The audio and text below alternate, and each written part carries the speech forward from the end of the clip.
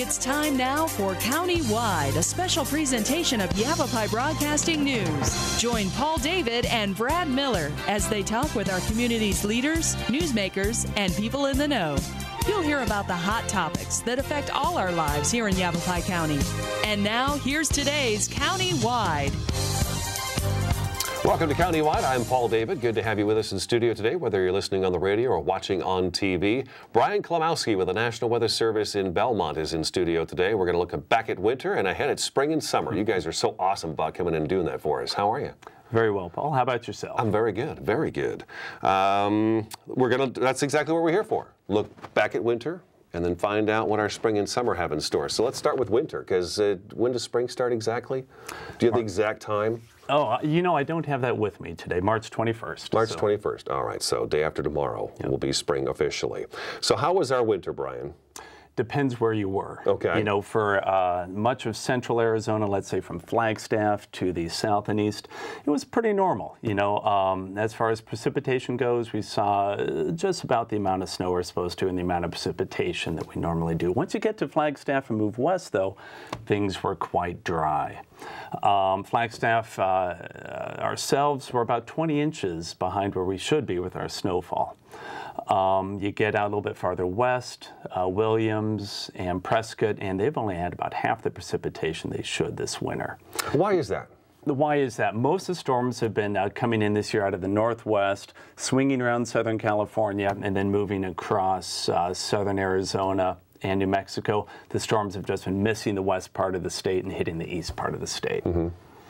Now, Tucson and Scottsdale got hammered once with one of the storms that was supposed to be one of our really big storms up in Flagstaff.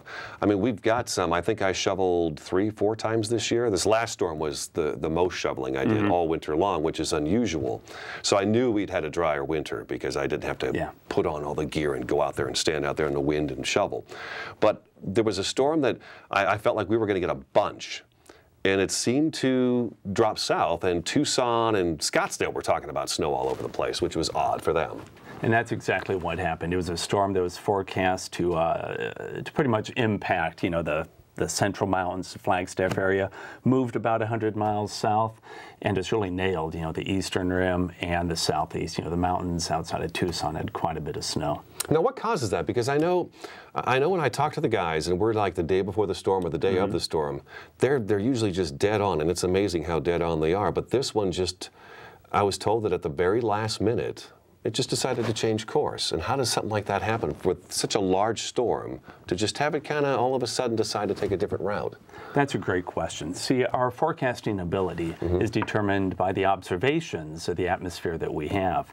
When a storm is coming, let's say, down the coast or just off the coast, we don't have that many observations of what the storm is actually doing. And if we don't know what a storm is doing, then it's hard for us to forecast what it's going to do 1, 2, 3 days in advance. We have a lot of other tools we use. The numerical models use satellite imagery and other instrumentation off the coast. But when a storm comes in on a specific trajectory, it can be very challenging, and we can be surprised, you know, at the last minute like we were with that storm. Now, we've really only had one big storm that I can think of, and it was the most recent one. What kind of kept the weather out of Arizona this year?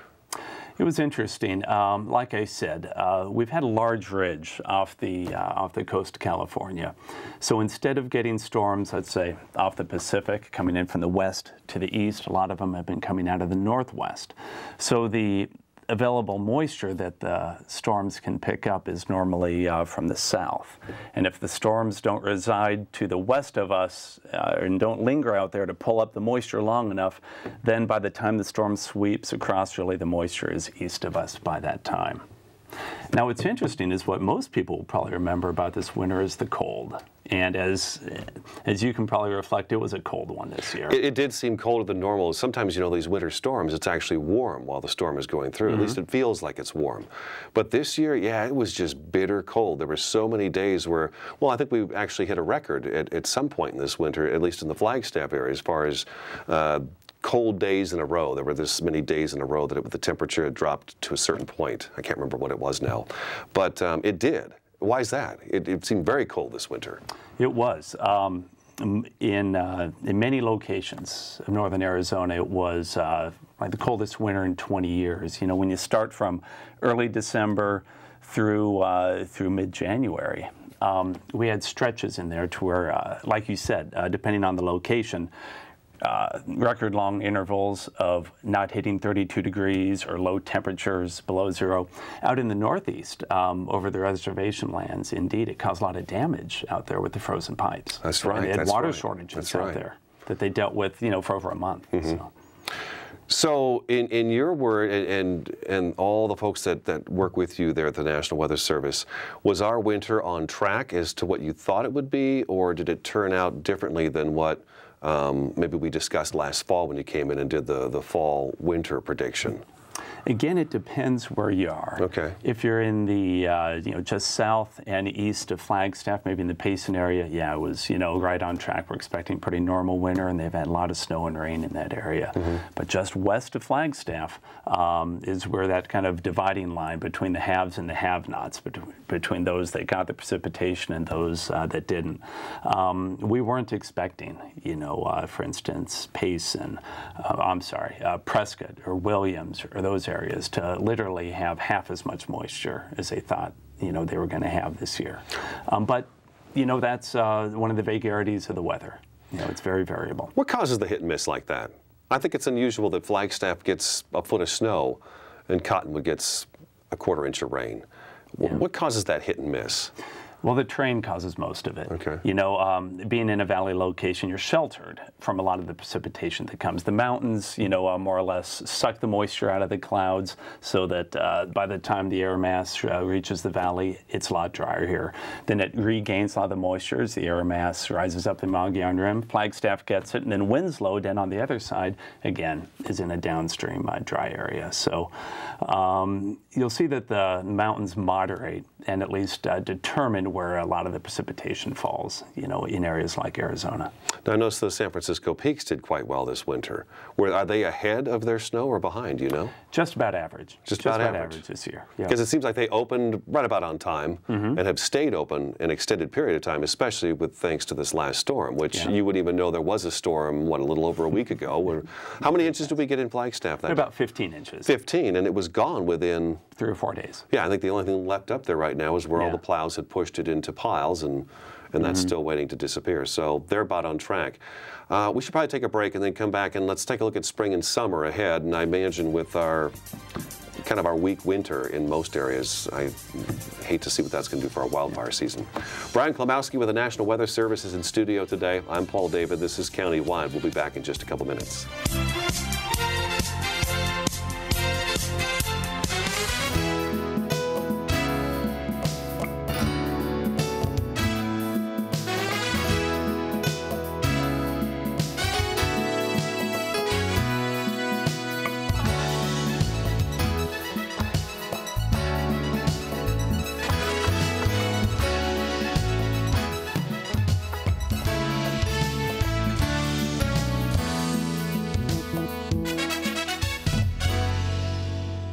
Having a fire escape plan is very important to keep your family safe and together in the event of a fire. When you awake to the sound of a smoke detector and smoke in your room, don't stand straight up. Carefully roll off your bed and stay low under the smoke. If your door is shut, feel the door with the back of your hand. Slowly open the door if no heat is felt. Always stay low until you get to the outside of your home. Always have 2 ways out of your house and a specified meeting place somewhere outside your home. Home escape plans should be drawn up and rehearsed on a regular basis. This could be the difference between life and death if caught in a fire. Wow, these are really good. You act surprised.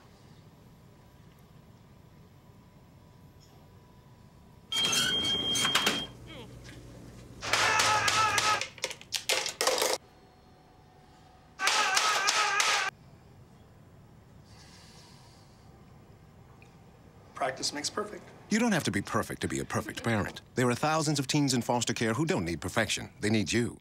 So, I got this new family, and I don't know what it is about this one, but she can't seem to put down that toy all day long. Tap, tap, tap, tap. Oh, and she even talks to it. She talks to that more than she talks to him. What's up, bro? Nice shirt. Who's she talking to? Her mom? She talks to her mom a lot.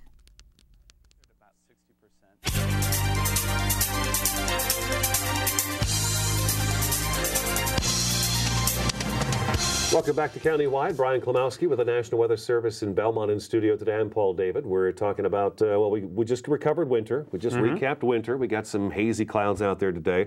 Let's look at spring and summer. What do we got in store for us? What do we have in store? Hopefully wet. Hopefully wet, but right now there aren't any signals which are saying it's going to be wet. If we have to look at, kind of a long term, like from here through June, equal chances, we would say, for wetter or drier than normal. Like I said, there aren't any signals that are really screaming one way or the other. Same thing for the summer. What does that mean for fire season? Because that's always on all of our minds this time of year. Flagstaff had a little wildfire yesterday. That's right. They had 4 acres burned yesterday within the city limits, I believe. So it's here. We've had several wildfires actually recently. Yeah, things dry out very quickly this time of year, that's for sure. The winds start to come up and things dry out fast. So spring and summer, you're thinking it's going to be dry? More or less, yeah. Right now, I was looking at the long-range forecast this morning, and I don't see really any storms on the horizon right now. Which is never a good thing. You always like to see, one out there that'll help to keep things moist and try to, head off that fire season another week or two. How about the wind? What about the wind? It's just, it is unbelievable how the wind howls here. Yeah. It's just amazing how strong the winds can be. I think we've got 40-mile-an-hour wind gusts predicted for like tomorrow night or Thursday. Wow. And then just a small little 10 to 20% chance of showers over the next couple of days. Thursday, Friday, I think is what it is. But the wind, that's just normal. It is. That's Flagstaff, and that's much of the Southwest this time of year. As the atmosphere starts to warm up, we're able to mix winds farther down from the atmosphere. So the winds that are normally aloft are now mixing down to the surface. We see the jet stream isn't too far away this time of year, and indeed, this is our windy season, and everybody in Flagstaff in northern Arizona is very familiar with it. A lot of the guys say that the winds are aloft. What is that? Aloft. Let's break that down for folks. Okay. I hear that too sometimes. Well, winds are aloft. Okay. Yeah. Let's say 5,000 feet above our head. Okay. That's aloft. That's aloft. Simple answer. You've got some maps here that are all red and orange, and that's never a good thing. Tell me about these maps we're looking at here. What I have is the 3-month outlook over the spring and summer for the temperatures that are expected. And indeed, we're anticipating slightly above normal temperatures throughout the spring and the summer. And if I were to show you the one that was forecasting the precipitation expected, it would be white, actually, equal chances of greater or less than precipitation. Another question for you. In other parts of the country, is it like here where Arizona seems like when we switch from season to season, it's like a switch. Yeah. We were bitter cold through this last storm that rolled through. And literally the storm stopped, and the next day, boom, let's get warm. It was in the 80s down here in Cottonwood last week. Upper 60s in Flagstaff, I believe. Yeah, it was beautiful. Yeah, Prescott was in the upper 70s. It literally was just, does it do that anywhere else where it's like that, where you've got these bitter cold months? Okay, that's winter. Winter's cold. Winter's snow. Winter's rain. Oh, by the way, here's spring. Boom. And they flip the switch, and it's like it all just disappears. Winter is over. Spring is just that way almost everywhere, because as the sun gets, higher and higher, the opportunity for greater heating is there, but there's still a lot of cold air up north. And when that comes down, it battles with that warm air, and you can see, just as you expressed, very large changes in temperature is very common. And, that's what helps to bring our tornado season out in the Midwest, and causes severe thunderstorms, or those large changes in the air masses that happen this time of year. Okay, I thought maybe we were special, but perhaps we are special. We are special, okay. Okay, wildfire season, obviously, it looks like we're all going to have to be extremely careful with fire again this year, as we always should be, especially in a dry state like Arizona.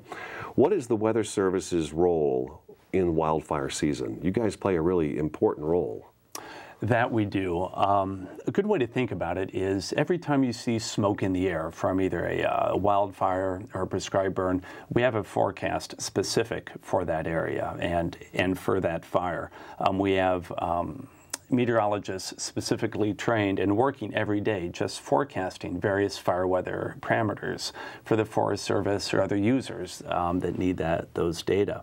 Something else we provide, the National Weather Service, whenever there's a significant wildfire, we have what's called an incident meteorologist who actually leaves our office and goes on site to that fire and then helps those that are battling the wildfire with forecasts and briefings every day on site, so they can actually see the winds and they can see the atmosphere and have direct communication with those that are trying to manage the fire on location. So who are those guys up there? Because I've talked to all of you. Oh, we have Mark and Tom right now in the office. Tom Clemens and Mark Stubblefield. Mark Stubblefield. Okay, so those are the guys that'll go out on scene, sit down with the fire commanders and pull up the weather forecast. Exactly. And they are available 24 hours a day, just one tent down, and literally they're invaluable to that community because the weather can change so quick, you know, when the fires are out there. And they just focus on the area that the fire is in, I would imagine. Exactly. And then, you know, they must take some serious equipment out there with them as well to be able to do that. They do. They have computers. They have all of the information they need. I mean, because you have to understand when you're battling a fire in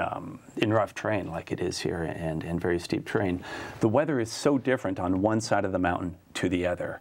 And these meteorologists have to know, you know, just how a weather system is going to interact with the mountain, how the winds are going to change as it moves across. I mean, lives are at stake anytime that we're fighting a fire. And we have to make sure that, you know, that the most accurate forecasts are given to those that are putting their lives on the line as they're fighting the fires. Sure, sure. And that's what they do.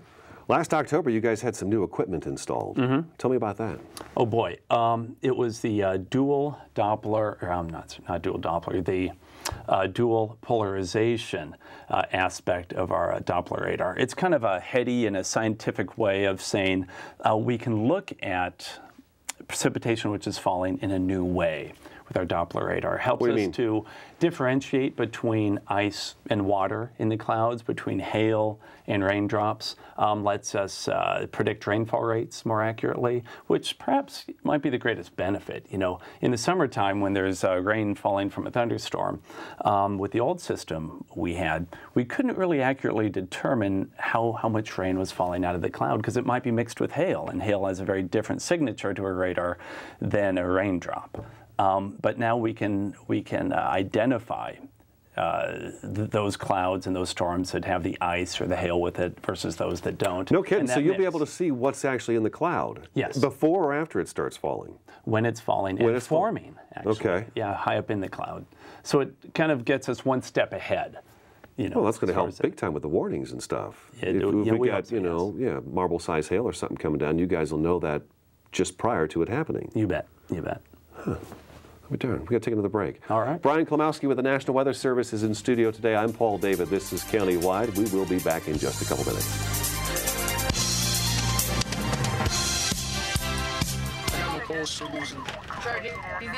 Shocking. Is it road all the time? Just had a few drinks. Just can't be happening. Are we clear? Clear. We just buzzed. Just buzzed? You didn't tell us that, sir. You're right. This isn't happening. He'll be fine. I feel good. Really? No, not really. Buzz driving. Clear. Maybe we should stop acting like it's no big deal. Shocking.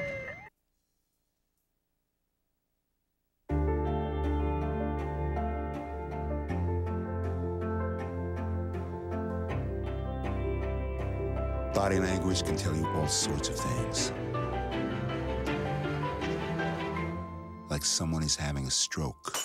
Know the sudden signs. Learn fast. Face drooping, arm weakness, speech difficulty. Time to call 911 and get them to a hospital immediately. Learn the body language and spot a stroke fast. Fire can happen at any time. What would you try to save? My family photos. My grandfather's war memorabilia. My dogs. I'm firefighter Brandon Wacker with the Cotton Fire Department. A working smoke detector is your best defense in the event of a fire. Make sure you have a smoke detector in every room except your kitchen. Test them monthly and change the battery once a year. Take the time to save the things you can't replace.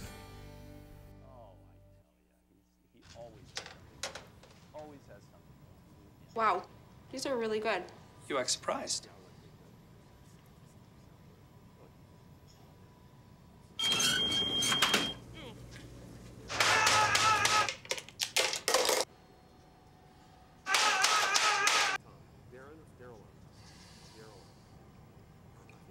Practice makes perfect. You don't have to be perfect to be a perfect parent. There are thousands of teens in foster care who don't need perfection. They need you.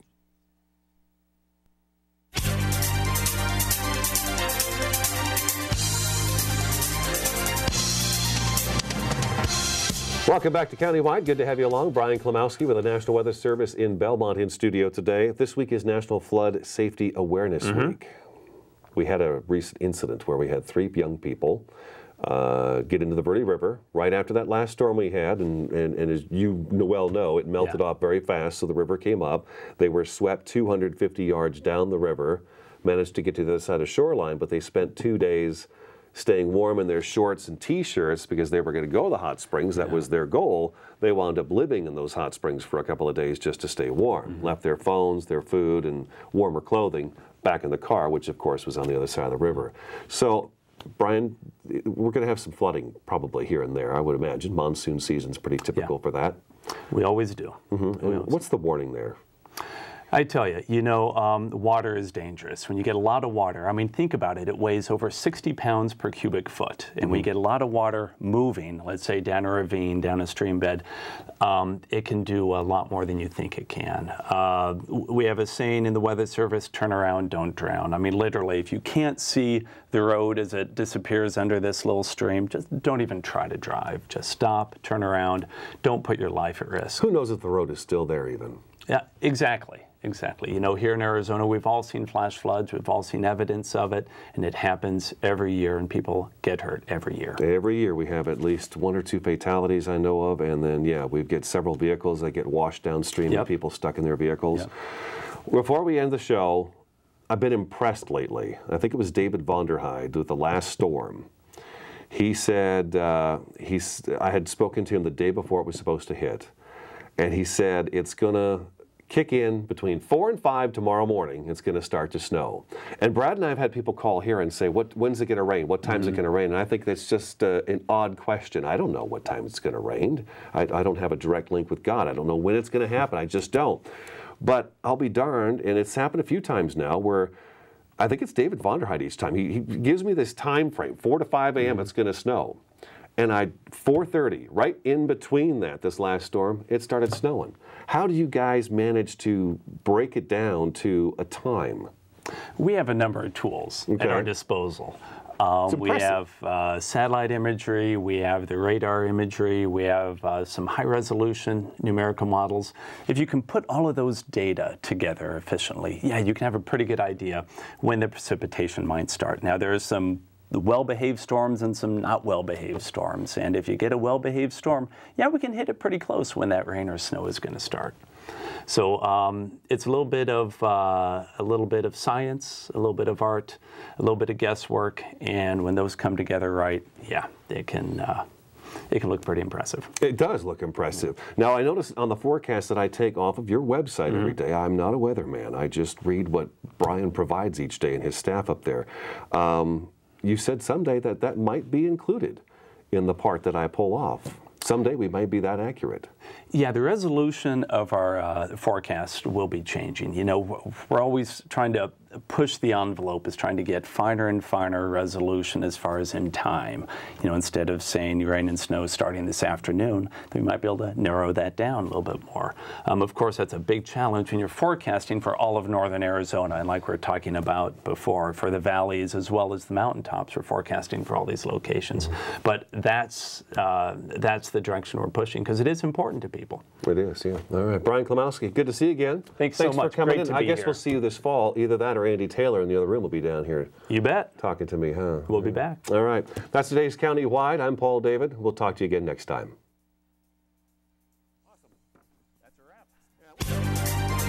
This This has been County-Wide, a special presentation of Yavapai Broadcasting News. Listen in each Tuesday and Thursday as we tackle the hot topics and talk to the decision makers across Yavapai County.